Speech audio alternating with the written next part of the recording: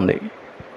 అలాగనే ప్రియమైన బిడ్డలారా, ప్రతి ఒక్కరూ బైబిల్ గ్రంథంలో మనుషులుగా పుట్టిన ప్రతి ఒక్కరు ఏదో ఒక విషయంలో దేవుని దృష్టికి తప్పు చేసిన వారే, కానీ దేవుడు కరుణించిన వారే. ఇలాగున ధర్మశాస్త్రానుసారంగా ఆది కాలం నుండి ఇప్పటి వరకు ఏ ఒక్కరు నీతిమంతులుగా ఉండలేరు.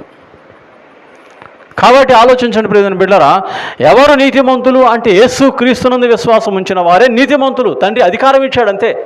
యోహాను సువార్తలో మనం చూస్తాం కదా, ఏమని? ఎందరైతే తను అంగీకరించారో వారందరికీ దేవుని పిల్లలు అగుటకు ఆయన అధికారమును అనుగ్రహించాడు. కాబట్టి నీవు ధర్మశాస్త్రాన్ని నెరవేర్చలేవు, ధర్మశాస్త్రానుసారంగా నువ్వు జీవించలేవు.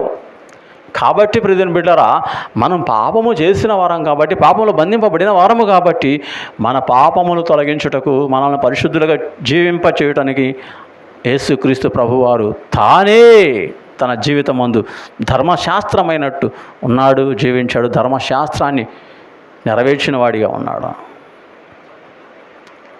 నెరవేర్చి ప్రియమైన బిడ్డలారా, తన పరిశుద్ధ రక్తము ద్వారా శ్రేష్టమైన బలి ఇచ్చి, ఆ బలి ద్వారా ఎంతమంది అయితే ఆయన విశ్వసిస్తారో వారందరి కొరకు ఆయన తన ప్రాణాన్ని ధారబోసిన వాడు గనక, నమ్మిన ప్రతి ఒక్కరిని ఆయన ఏం చేస్తాడు? నీతిమంతులుగా చేయగలరు. ఎందుకంటే పాపము లేనివాడు గనక, పరిశుద్ధ